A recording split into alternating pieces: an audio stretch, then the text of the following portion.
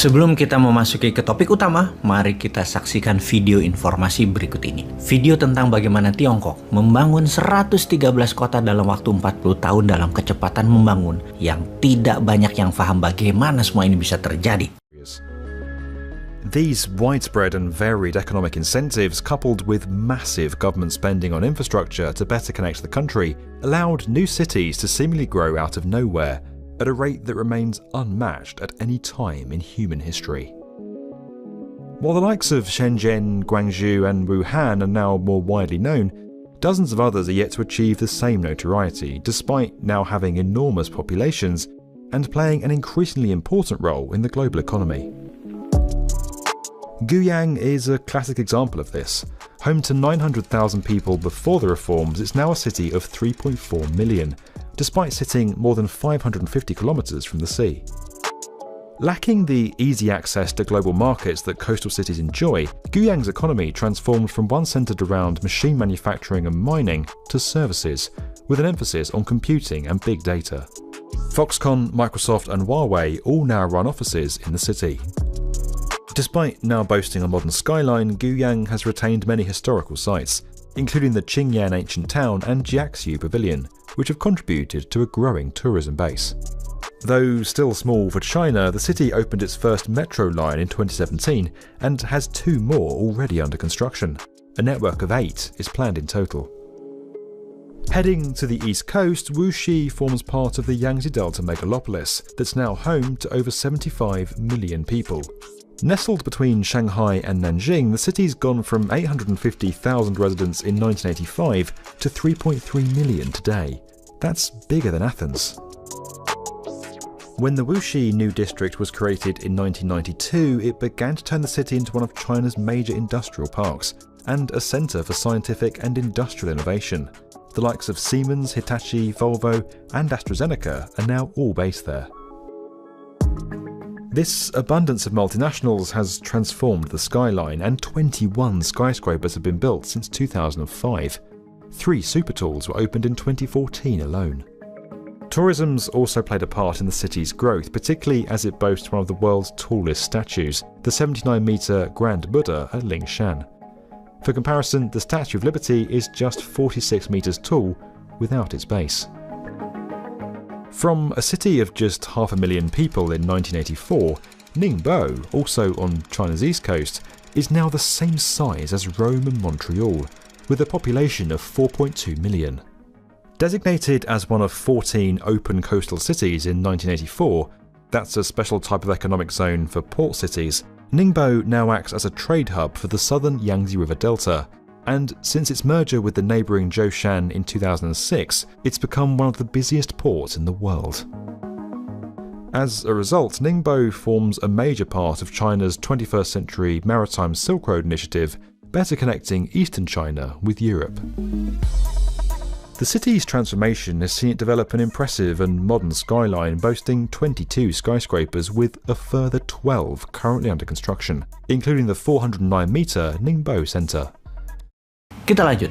Dalam 40 tahun sejak awal tahun 80-an, 1980 hingga saat ini, 113 kota di Tiongkok didirikan membangun tempat tinggal perumahan kondo apartemen untuk 740 juta penduduk atau hampir 25 miliar meter persegi bangunan.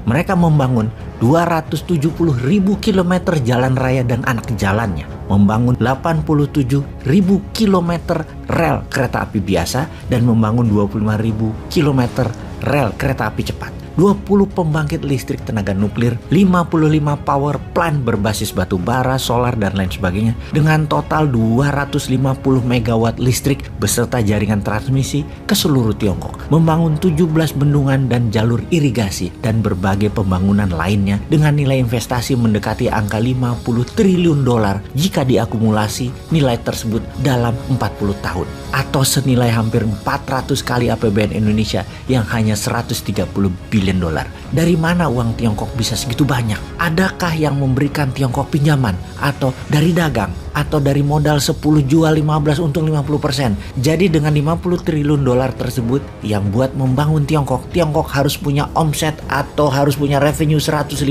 triliun dolar selama 40 tahun. Alias Tiongkok untung dagangnya 1 triliun dolar berturut-turut tiap tahun selama 40 tahun.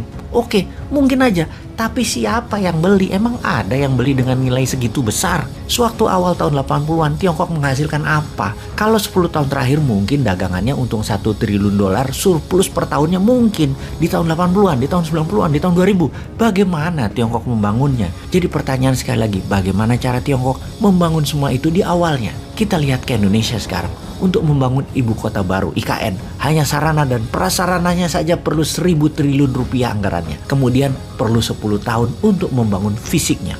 Untuk membuat Indonesia negara superpower di tahun 2045, ini lain lagi anggaran yang dibutuhkan. Bukan saja membangun ibu kota yang diperlukan, namun ribuan hal kita bangun bersama. Misalnya, membuat bendungan di utara Jakarta, membuat bendungan laut di utara Semarang, membuat jalur tol laut ke seluruh Indonesia, membuat jaringan kereta api sepanjang 30.000 km melingkari setiap pulau di Indonesia, membangun jalan non-tol seluruh Indonesia sepanjang 80.000 km baru dan memperbaiki yang lama, membangun sarana tinggal yang layak untuk 100 juta penduduk. Berikut sarana eco-living yang layak lainnya seperti sekolah, pasar, rumah sakit, sarana bermain, olahraga, dan lain sebagainya. Membangun 1 juta kapal nelayan, membangun kekuatan pertahanan laut, darat, udara yang kuat, mendidik 50 juta penduduk memiliki keterampilan usaha, memiliki keterampilan produksi, dan memiliki keterampilan digitalisasi di dalam dan di luar negeri. Bagaimana memberikan 20 juta UKM dimodali untuk meningkatkan usaha dan meningkatkan produksi. Dananya pasti diperlukan bukan hanya 11.000 triliun rupiah atau dalam bilangan dolar 750 billion yang belum juga 1 triliun dolar, maka kita perlu dalam 23 tahun ke depan setengah apa yang diperlukan Tiongkok membangun. Indonesia butuh sekitar 25.000 billion atau 25 triliun dolar atau setiap tahunnya lebih kurang 1 triliun dolar atau 1.000 billion dolar. Baru pada tahun 2045 Indonesia menjadi negara superpower sejajar Tiongkok, sejajar Amerika. Dari mana 25 triliun dolar tersebut? Atau per tahunnya dari mana 1 triliun dolar? Atau dalam 1 tahun perlu dana segar sebesar PDB Indonesia saat ini 16.000 triliun rupiah. Rumusnya sederhana. Jumlah uang beredar harus sama dengan jumlah atau nilai barang yang diproduksi. Jadi kita menengok sisi produksinya terlebih dahulu. Apa yang mau Indonesia bangun untuk membuat Indonesia menjadi negara superpower di tahun 2045, Indonesia emas, Indonesia 100 tahun merdeka.